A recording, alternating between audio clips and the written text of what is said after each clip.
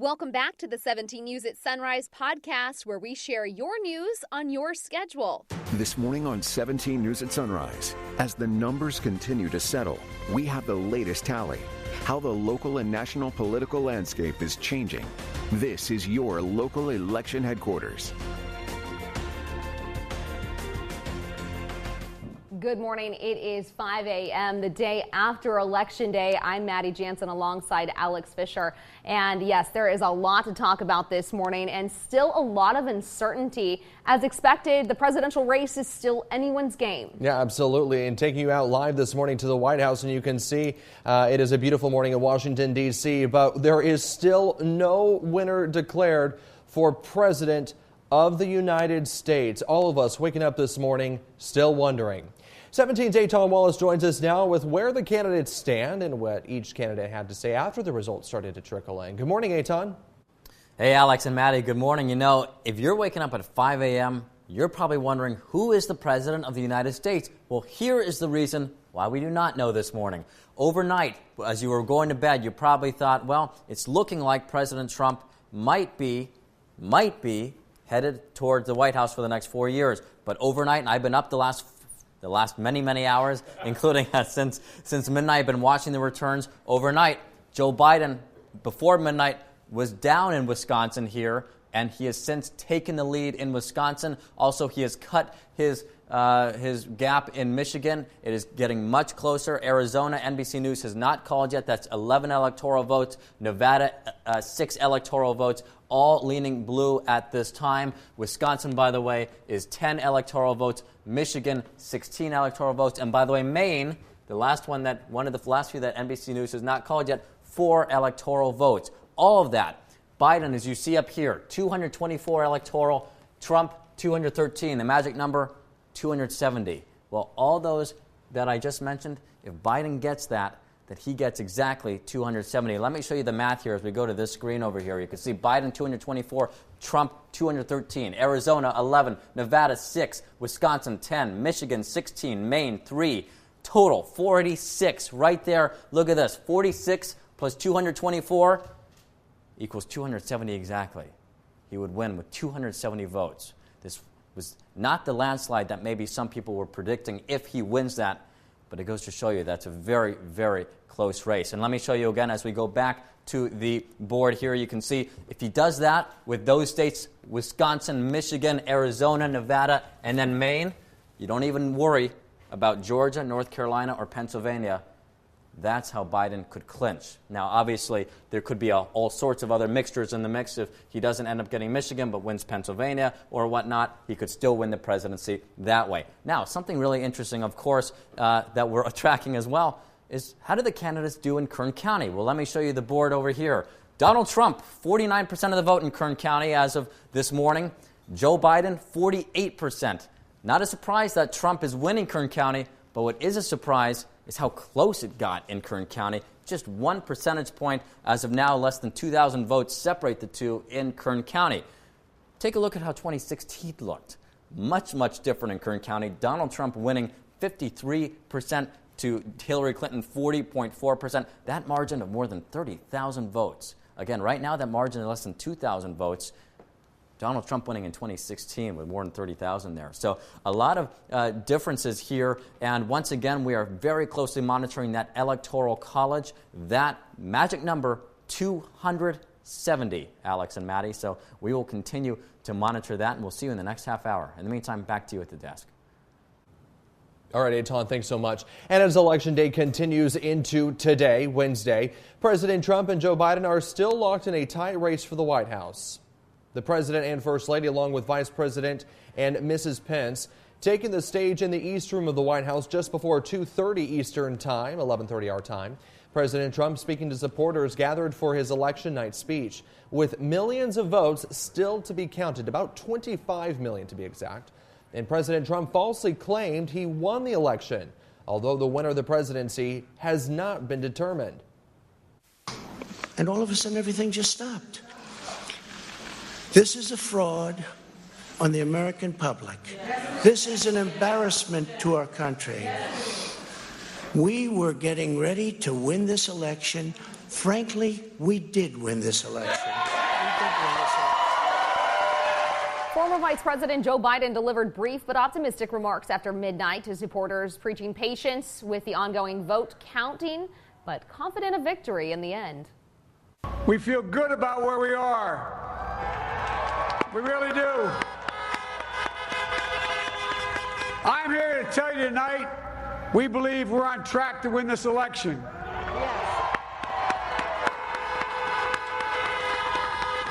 We knew because of the unprecedented early vote and the mail-in vote that it's going to take a while. We're going to have to be patient until the hard work of tallying the votes is finished. And it ain't over till every vote is counted, every ballot is counted. So that's a look at the presidential races. We now turn to the highly contentious race for the 21st Congressional District. Yeah, incumbent Democrat TJ Cox defending his seat against former Republican Congressman David Valadao. And with that, let's go ahead and take a look at the results as they stand right now. District-wide, here are the votes. And as you can see, Valadao is up. They're separated by a few thousand votes here, around 3,000. Now, this was a very tight race in 2018, so we are still watching this one very closely. It is too close to call. 17's Nicole Gitsky has more on why this is one of the most watched congressional races here in Kern County and across the country. Nicole? Yeah, Maddie, as people begin to wake up to a new day, a lot of unanswered questions remain. And one of the tightest races in 2018 appears to be shaping up in a similar way in 2020, the 1st Congressional District. As it stands this morning, Republican David Valadao looks to be upsetting Congressman TJ Cox. Valadao lost this seat in 2018 by fewer than 1,000 votes, something he has used to fuel his campaign even further this time around. We did to the best of our ability. We've surpassed all of our goals going into this as far as number of volunteers, doors knocked, the amount of voter outreach. We couldn't have done any more than what we did. Valadao held the seat for 3 terms, now trying to take the seat back. This race was fueled by pricey ads filled with bitter attacks on the candidates. T.J. Cox is considered the single most corrupt member of Congress. David Valadao's agenda is just a copy of Donald Trump's. Something that was clear in KGET's debate 2 weeks ago. It's a boxer bill. It literally is a Barbara Boxer bill who came onto the floor and spoke in opposition to it. Mr. Valadao, let the congressman finish. Sorry, Donald. It's my time on the floor, okay? Last night, TJ Cox was holding out hope he would retain his seat. I look forward to watching these returns with you. And from the bottom of my heart, thank you once again. I'm proud to be your congressman in the 21st Congressional District of California. Now, as of right now, it is still too early to call this race. In 2018, it took weeks for the final results to come in. We didn't find out those results until mid-November. Reporting in studio, Nicole Gitsky, 17 News. Thank you, Nicole. In the 23rd Congressional District, House Minority Leader Kevin McCarthy was being challenged by Air Force veteran Kim Mangon. So here's a look at how the vote broke down throughout the 23rd Congressional District. And you can see that Kevin McCarthy appears to be the winner of this race, holding on to his seat with 57% of the vote, while his challenger, Kim Mangon, has 42% of the vote. Yeah, let's take a look at the vote breakdown, though, here in Kern County. And here's a look at those results. And I believe we have 58% for McCarthy, 41% for Mangon. The district includes much of Bakersfield, Porterville to the north, Ridgecrest to the east, and parts of Lancaster to the south. McCarthy first won this seat in 2006 and has won every election since. This is the first time a McCarthy challenger has released a TV advertisement, according to the Mangon campaign. In the past several elections, McCarthy's lead over his challenger has shrunk, and that trend continued last night. At least it appears so far with our vote count that we have. Let's take a look at those statewide results once again, and you can see Kevin McCarthy had 57% of the vote to Kim Mangon's 42%, and they are, however, separated by more than 25,000 votes. And we're tracking results on many propositions on your ballot, from medical research to criminal justice reform. Let's go ahead and take a look at how those are breaking down right now. And Proposition 14, this proposed a $5.5 billion bond for stem cell research. Right now, it looks like it is narrowly passing with 51% of the votes. Prop 15 was the property tax adjustments, and it requires commercial and industrial properties to be taxed based on market value and not purchase price, with money going to local governments and school districts. And it looks like that this measure at this time will fail, with 51% of California voters saying no. And Prop 16, this was the affirmative action proposition. A yes vote would bring back affirmative action in California, meaning universities and government offices could factor in someone's race, gender, or ethnicity in making hiring, spending, or admissions decisions. But right now, this proposition is failing. 56% of voters saying no. Now to Prop 17, which would allow felons on parole the right to vote. And it looks like this is going to overwhelmingly pass, with 59% of California voters saying yes, 41% of California voters saying no on Prop 17. And now to Proposition 18. This would allow 17-year-olds the right to vote in primary elections if they were going to turn 18 during or by the following general election. This one, however, is getting 55% no on this proposition right now. So as of now, it is not passing. Now to Proposition 19, that is the tax assessment transfers. Homeowners over the age of 55, severely disabled, or whose homes were destroyed by wildfires or other disasters can transfer primary residences tax base to replacement residents. And right now, it looks like California voters are saying yes to this proposition. 51% saying yes, 48% of voters saying no.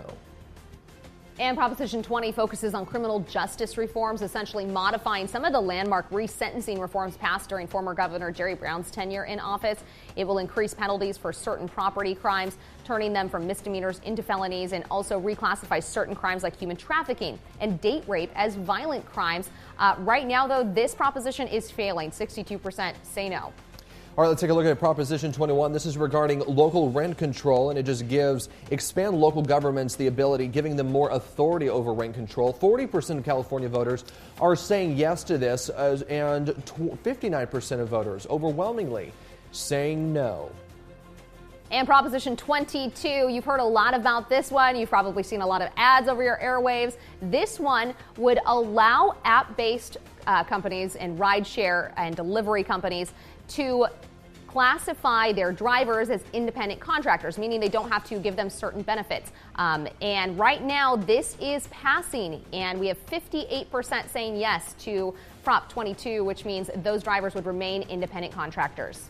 Another popular proposition on the airwaves was Prop 23, dealing with the dialysis clinics. Now, this would be concerns, or this would require chronic dialysis clinics to have at least one licensed doctor on site whenever a patient was to be treated and report data on dialysis-related infections. Now, the state health department would also have to give consent before closing a clinic and not discriminate against patients based on the source of payment for their care. And it looks like overwhelmingly the state is saying no to this proposition. Only 35% of California voters saying yes. And Proposition 24 expands the state's consumer data privacy laws, including allowing consumers to tell businesses not to share their personal information. Let's take a look at the results so far. This one is passing currently, with 56% of the vote saying yes. And finally this morning, the 12th proposition this election cycle, Proposition 25. Those were over concerns over our bail system and whether to replace the cash bail system with risk assessment. A no vote repeals Senate Bill 10, which would have instead looked to an algorithm instead of a bail and keeps cash bail in place. And it looks like California voters are saying no to Proposition 25.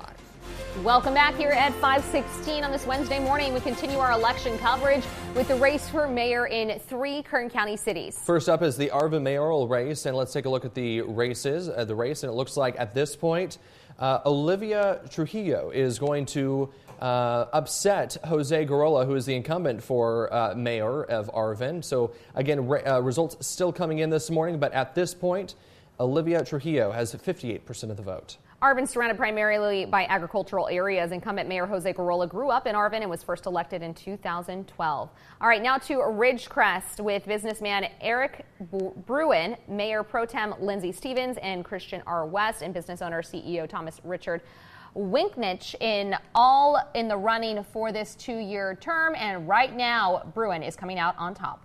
All right, let's take a look at the California City Mayor race, and 5 people running in this race, and it looks like right now Jeannie O'Loughlin is winning in this race with 819 votes, and then you can see the other candidates here as well. This is for a 2-year term. And now to a couple of competitive races for Bakersfield City Council wards. Let's take a look at Ward 1 results so far. And Eric Arias is looking to upset Gilberto De La Torre in this race. Eric Arias has 76% of the vote. Patty Gray, Jesse Quijada, Gregory Tatum, Titus Stevens, they are all running for Ward 6. And right now it is going to Patty Gray with 45% of the vote. And of course, Ward 2 candidate Andre Gonzalez and Ward 5 candidate Bruce Freeman both running unopposed, so of course they will keep their seats. 5:21. It was a beautiful day weather-wise for Election Day, Kev, and another nice start out there. Yeah, it is another nice start out here. 56 degrees on the temperature. We have a calm wind out there right now. A few high clouds, but that is about it. Take a look at the regional view, and it is a quiet morning for all of California. And as we take a look at what is to come, there is some change in the forecast, and good news for all of us who wanted maybe a little bit of rain. We are tracking this moisture up to the north. And again, remember we thought it was going to take a split and some of this moisture well out to the west and then some of it heading east. It looks like we are going to be under the gun for, yes, some rain into Kern County. I want to put this model into motion here. And our best shot of seeing this probably late Friday through Sunday. And you can see Friday night, just a slight patch, a little sliver of moisture. Put this back into motion and you can see we continue to see a little of this moisture through Saturday afternoon. And yes, what do you see here? This will put a smile on Maddie's face. We could see snow levels drop to about 4,000 feet. So we could get a dusting of snow in the Kern County mountains. So that's what we're looking at right there. I want to show you our snow forecast model. And there you have it. This is Sunday morning. Very light amounts. I'm not looking at like 2-3 inches of snow, but we could get our first snowflakes of the season for the Kern County mountains, some of the higher elevations there. Now, what about rain? What a big change from when we were talking yesterday. And that's what I mean. When these systems develop out of the north, they can change on a dime. And we're looking at maybe picking up 1,500ths of an inch in Bakersfield. Some models want to even bring more our direction. I'm being a little conservative. 3/10 up near Lake Isabella. So generally for Kern County, about 1,500ths of an inch. And again, this could change, but that's what we're looking at right now. 80s are out, 70s return today. Breezy in the Kern County mountains on Friday ahead of the system. And then a chance of rain Friday through Sunday. And then, yes, a chance of snow into the Kern County mountain locations. Again, not a lot. As we take a look at today, though, sunny skies, a light wind, 78 in Bakersfield, McFarland, and Delano, 76 out in Taft for the mountains and the Kern River Valley. We're looking sunny, a northeast wind, 10 to 15. Fraser Park here at 75 today. Tehachapi the same, and then 80s into the Kern River Valley. And then for the desert, look for mostly sunny skies and 83 in Mojave. Here's your extended forecast, and I think you're going to like it. Tomorrow, not bad, 79, 60s on Friday. And then you can see that chance of rain coming on in, and Sunday will be our best bet to see maybe that measurable rain, and then it clears on out and sunny skies return. As we take a look at the mountains, there you have it, some change Friday, Saturday, and Sunday with a chance of rain, and yes, even some snow showers possible. And then for the Kern River Valley, also change heading into probably late Friday, Saturday, and Sunday, with, yes, possibly our first rain of the season and possibly our first snowflakes of the season as well. So we'll all cross our fingers, get a little excited that it all plays out. But again, just yesterday I said no rain. I know. So things are changing back and forth, but all right. We'll see what happens. All right, getting thanks, excited. Thanks, all Kev. Right, thanks, Kev. Welcome back. 17 News is your local election headquarters, and yesterday thousands of Kern County voters took to the polls to exercise their constitutional right and determine the future of our democracy. And 17's Taylor Schaub is live at the elections office this morning, where poll workers have been working vigorously through the night. Taylor, what's going on there right now? Well, good morning, Maddie. Good morning, Alex. That's right. They were here until the early hours of the morning, processing each ballot, making sure that they were all processed properly. And I was here starting around 11 o'clock last night, and I got a first-hand look at some of these workers from the observation room as they entered thousands of in-person and mail-in ballots into the tabulation machines. As of 2:18 this morning, that was the final tally from last night, all 694 precincts had reported a total of 145,134 ballots were processed and counted last night. There are still thousands of mail-in ballots and provisional ballots that need to be counted. That will be starting again at 8 a.m. today. We still don't know what percentage of these ballots were mail-in. We won't know that until at least Thursday of this week. Those provisional ballots will be among the last ones that will be counted. We know that. Like I said, they will be back here at 8 a.m. this morning to start counting again. And a reminder that all mail-in ballots have until November 20th to arrive at the elections office and be processed as long as they were postmarked by 8 p.m. last night. In downtown Bakersfield, Taylor Schaub, 17 News. This morning on 17 News at Sunrise, as the numbers continue to settle, we have the latest tally, how the local and national political landscape is changing. This is your local election headquarters.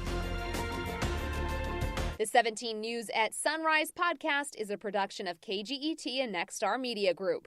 For more on all of the headlines in today's show, head to kget.com.